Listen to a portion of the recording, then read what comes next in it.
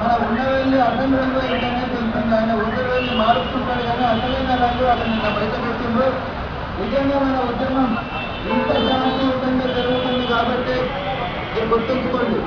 మనం శాంతియుతంగా ఉంది. ఇది కేవలం ఇక్కడ ఉద్యోగం చేస్తుంది దాంట్లో ఎక్కడికైనా కాదు.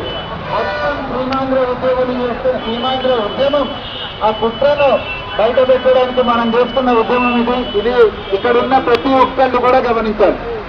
ఎవరో ఒకళ్ళు అక్కడ రెచ్చగొడితే మీరు దయచేసి రెచ్చిపోకండి. ఎందుకంటే ఎవరు అలాంటి రెచ్చిపోయి సీమాంధ్ర ఉద్యోగుల మీద నిజంగా దాడి చేసిన ఇక్కడ ఎలక్ట్రిసిటీ చేసి వాళ్ళ పక్షాన నిలవదనేది స్పష్టంగా నేను చెప్తున్నా. మాకు కూడా ఉంటుంది కోసం, కానీ ఉద్యమ లక్ష్యాలను పక్కన పెట్టి ఎవరన్నా ఆవేశాలకు లోని ఎవరన్నా వేరే వాళ్ళని ఏమన్నా దుర్భాషలాడిన దాడి చేసినా మనం బాధ్యత తీసుకోం. ఎందుకంటే వాళ్ళ మీద కూడా భూముల కేసులు పెట్టాం వాళ్ళు దాడి చేసినందుకు. దయచేసి ఎవరికి కూడా అలాంటి ఆపర్చునిటీ ఇవ్వకండి. పూర్తి సంయమనం పాటించాలి. ఎందుకంటే ఇక్కడ మనం చూపెట్టదలుచుకున్నది 13 జిల్లాల్లో స్పష్టంగా మైకులు పెట్టుకొని ఇస్తుండ్రు. మొత్తం రోజంతా ఆఫీసులు బయట పోతుండ్రు ఆఫీసర్లు. అయినా వాళ్ళకట ఫస్ట్ నాడు మాత్రం జీతాలు ఇస్తారట.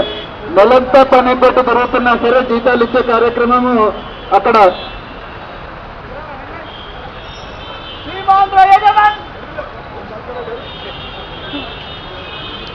మిత్రులారా, ఇవన్నీ కూడా మనము మొత్తం భారతదేశానికి చెప్పాలంటే, ఢిల్లీకి చెప్పాలంటే ఇక్కడున్న ఉద్యోగులు మొత్తం శాంతియుతంగా ఉద్యమాన్ని ముందుకు తీసుకుపోవాలి.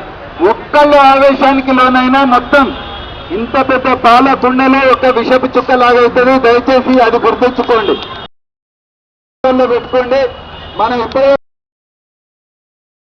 సంతోష్ కుమార్ పేరు ఇప్పుడు భారతదేశంలో అందరికీ తెలుసు. నిన్నటి దాకా సంతోష్ ఎవరో తెలియదు. ఇప్పుడు సంతోష్ అని ఆంటోనీ కమిటీ ఆంటోనీ కూడా అన్నట్టు. ఇప్పుడు మరి సంతోష్ కు మన ఉద్యమం ఉద్దేశం అది. ఇప్పుడు ఆంటోనీ కమిటీ నుంచి డైరెక్ట్ గా ట్రాన్స్కోకు ఒక లెటర్ రాబోతుంది.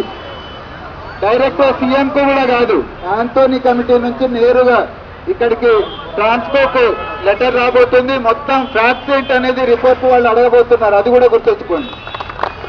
మన డిప్యూటీ సీఎం గారితో చెప్పాము, ఆయన అక్కడ చెప్పడం జరిగింది. నేరుగా ఇక్కడ జరిగిన సంఘటన మీద వాళ్ళు రిపోర్టు డీజీపీని కూడా పక్కకు పెట్టి రిపోర్ట్ తీసుకోబోతున్నారు. ఇది మీరు గుర్తుంచుకోండి.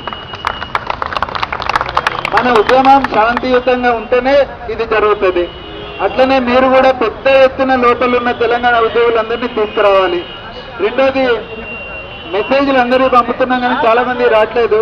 అందుకని ఒక గ్రూప్, ఒక 10 మంది గ్రూప్ తయారు చేసి, ఎందుకంటే మెసేజ్కు ఫోన్ లిమిట్ మనకుంది కాబట్టి కొంతమంది ఒక 10 మంది యాక్టివ్ మెంబర్స్ గ్రూప్ అయ్యి మిగతా మెంబర్స్ కు కూడా పంపించే విధానం ఒకటి రావాలి. కాబట్టి మిత్రులారా, ఇప్పుడు మన ఫ్యాక్ట్ ఫైండింగ్ కమిటీ ఒక 2 నిమిషాల్లో చేరుకోబోతుంది. మీరందరూ కూడా పెద్ద ఎత్తున వాళ్ళకు ఆహ్వానం పలకాలి. రాజేందర్ రెడ్డి గారికి వాళ్ళకు ఆహ్వానం పలకాలి. పోలీసులకు కూడా మేము విజ్ఞప్తి చేసేది ఏంటంటే, దయచేసి వాళ్ళను అరెస్ట్ చేయడం ఇలాంటి కార్యక్రమాలు చేయకుండా శాంతియుతంగా వాళ్ళను పర్మిట్ చేస్తే మేము వాళ్లకు వివరాలన్నీ కూడా ఎక్స్ప్లెయిన్ చేస్తామని చెప్తున్నాం. మీరెవ్వరు కూడా ఇక్కడి నుంచి కదలకూడదు, శాంతియుతంగా ఉండండి, స్లోగన్లు ఇవ్వండి అంతే. ఈ మైకును కూడా ఓన్లీ మాట్లాడడానికే, స్లోగన్లకు వాడకూడదు.